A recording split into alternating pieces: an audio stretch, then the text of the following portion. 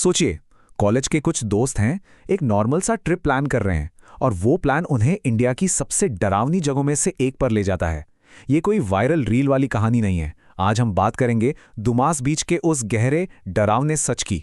तो चलिए शुरू करते हैं। मेरी दादी कहा करती थी, दुमास में रात को अगर कोई नाम लेकर बुलाए तो पीछे मुड़कर मत देखना। ये बस एक कहावत नहीं है, ये एक चेतावनी है जो पता नहीं कब से चली आ रही है। और जैसा कि हर कहानी में होता है ना, जो नियम सबसे ज़रूरी होता है वही तोड़ा जाता है। और यही एक गलती उस रात का सबसे भयानक सच बन गई। तो कहानी शुरू होती है कॉलेज की कैंटीन से। 5 दोस्त बैठे हैं, चाय समोसे चल रहे हैं और सब बोर हो चुके हैं वही घिसी पिटी जगहों पे जाकर। उन्हें कुछ अलग करना था, कुछ हटके। पर उन्हें क्या पता था कि ये अलग करने का आइडिया उनकी जिंदगी का सबसे खौफनाक फैसला होने वाला है। तो सब लोग आइडिया दे रहे थे। कोई कह रहा था हिल स्टेशन चलते हैं, कोई कह रहा था बीच पर। तभी ग्रुप में से एक दोस्त मयूर बिल्कुल धीरे से बोला, एक ऐसी जगह है जहां लोग दिन में भी आराम से नहीं जाते।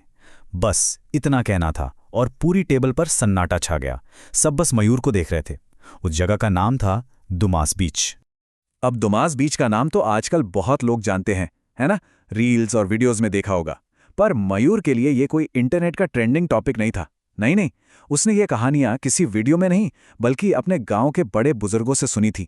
वो कहानियां जो गूगल से भी ज्यादा पुरानी और शायद ज्यादा सच्ची थीं।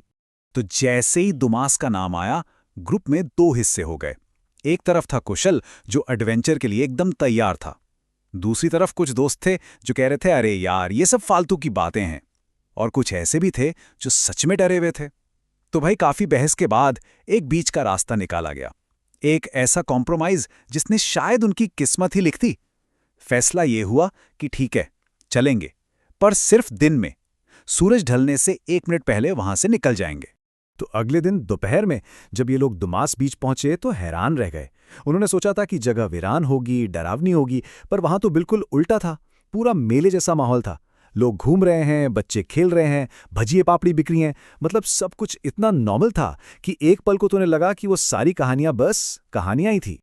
लेकिन जो दिख रहा था वो पूरा सच नहीं था। हाँ, एक तरफ तो ये कार्निवल जैसा माहौल था, पर दूसरी तरफ था एक अनसेटलिंग सच। उस बीच की काली रेत, वो रेत जो एक बहुत ही भयानक राज अपने अंदर दबाए बैठी थी।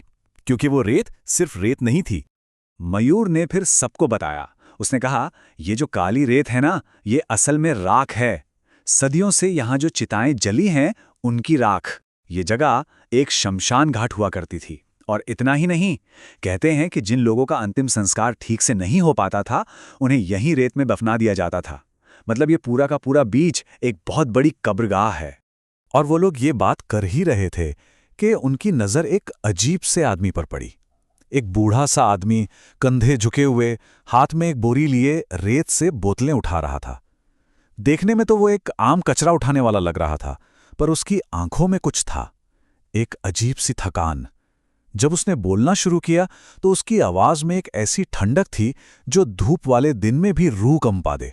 उस आदमी ने दोस्तों की तरफ देखा और बस एक लाइन कही, आती नीचे घना लोग को सुई राछे। मतलब इसके नीचे बहुत लोग सो रहे हैं। कोई हेलो हाय नहीं, कुछ नहीं, बस ये एक लाइन। और ये कहकर वो चुपचाप आगे बढ़ गया, पर अपने पीछे उन दोस्तों के बीच एक बर्फीली खामोशी छोड़ गया। और यहीं पे वो गलती हुई। वो एक गलत फैसला जो हर हॉरर कहानी में होता है ना? कुशल को दूर एक पुराना टूटा फूटा सा खंडर दिखा और बस उसने जिद पकड़ ली कि वहां जाना ही जाना है। दोस्तों ने मना किया, कहा शाम हो रही है, पर वो नहीं माना। उसने वादा किया कि बस 6 बजे तक वापस आ जाएंगे। तो कुशल और मयूर आगे बढ़ गए और बाकी दोस्त पीछे रुक गए और बस ग्रुप अलग हो गया। तो मयूर और कुशल उस खंडहर को एक्सप्लोर करने लगे। और जब उनका ध्यान टूटा और उन्होंने वापस मुड़कर देखा तो सूरज जा चुका था, आसमान का रंग बदल रहा था और वो बीच जो कुछ देर पहले लोगों की आवाजों से गूंज रहा था, अब एकदम वीरान था, एक भी इंसान नहीं। और तभी उन्हें एहसास हुआ कि वो रास्ता भटक चुके हैं। और फिर हालात एक एक करके बिगड़ने लगे। पहले तो उन्हें लगा कि वो वापस चले जाएंगे, पर वो जितना चल रहे थे उतना ही भटक रहे थे, जैसे एक ही जगह पर गोल गोल घूम रहे हों। देखते ही देखते घना अंधेरा हो गया। घबराहट में उन्होंने दोस्तों को फोन मिलाया, पर कॉल कट गई, फोन की बैटरी डेड।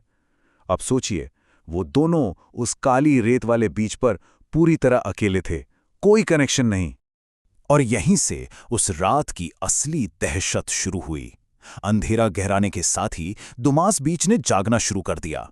अचानक हवा में एक आवाज गूंजी, एक बहुत मीठी सी आवाज। कोई कुशल का नाम पुकार रहा था। कुशल। वो आवाज हर तरफ से आ रही थी। कभी लगता समंदर से आ रही है, कभी लगता पीछे से। कोई उन्हें अपनी तरफ खींच रहा था। और ये आवाज किसी इंसान की तो बिल्कुल नहीं थी। फिर एक और आवाज आई, और इस आवाज ने मयूर के पैरों तले जमीन खिसका दी। ये आवाज हूबहू उसकी दादी की थी। वही दादी जो 8 साल पहले अचानक गायब हो गई थीं और जिनका आज तक कुछ पता नहीं चला। कहते हैं ना, डर की सबसे भयानक बात यही होती है, वो आपके सबसे पुराने, सबसे गहरे घावों को कुरेदता है। और इसके बाद तो जैसे चारों तरफ से उन पर हमला होने लगा। हवा में अचानक जलती हुई लकड़ी की महक आने लगी, बहुत तेज, जैसे पास में ही कोई चिता जल रही हो। फिर कुत्तों के रोने की आवाज आने लगी, जैसे उन्होंने कुछ देख लिया हो। और फिर अंधेरे में से आवाजें आने लगी, राम नाम सत्य है, जैसे कोई शव यात्रा उनके बिल्कुल पास से गुजर रही हो। एक पल के लिए उन्हें लगा कि शायद कोई लोग हैं, मदद मिल जाएगी। वो उस आवाज की तरफ बढ़े, पर तभी उन्होंने देखा कि कुछ परछाइयां हाथों में जलती हुई लकड़ियां लेकर उनकी तरफ दौड़ रही हैं। बस वो चीखते हुए अपनी जान बचाने के लिए भागे। वो भागते रहे और समंदर के किनारे तक पहुंच गए। उन्होंने हिम्मत करके पीछे मुड़कर देखा तो वहां कोई नहीं था, सब शांत था। पर तभी समंदर के अंदर से पानी को चीरते हुए एक बहुत विशाल, चमकती हुई परछाई ऊपर उठी। ये मंजर उनकी बर्दाश्त की आखिरी हद थी। डर और थकान के मारे वो दोनों वहीं रेत पर गिर पड़े और बेहोश हो गए। अगली सुबह जब उनके दोस्तों ने देखा कि वो वापस नहीं आए, तो हड़कंप मच गया। मयूर के मामा और पुलिस को लेकर सब लोग उन्हें ढूंढने के लिए बीच पर पहुंचे। काफी ढूंढने के बाद वो दोनों मिल गए, पानी के बिल्कुल पास, बेहोश पड़े हुए। उनके कपड़े गीले थे और उनके पूरे शरीर पर काली रेत ऐसी चिपकी हुई थी जैसे किसी ने जबरदस्ती उनके बदन पर रगड़ दी हो। वो जिंदा थे, पर उनकी हालत बहुत, बहुत खराब थी। जब उन्हें घर लाया गया और होश आया, तो दोनों तेज बुखार में तप रहे थे। उन्होंने कांपते हुए, डरते डरते उस रात की कहानी बताई। वो रात तो खत्म हो गई थी, लेकिन उसका डर उन दोनों के अंदर जिंदा रह गया।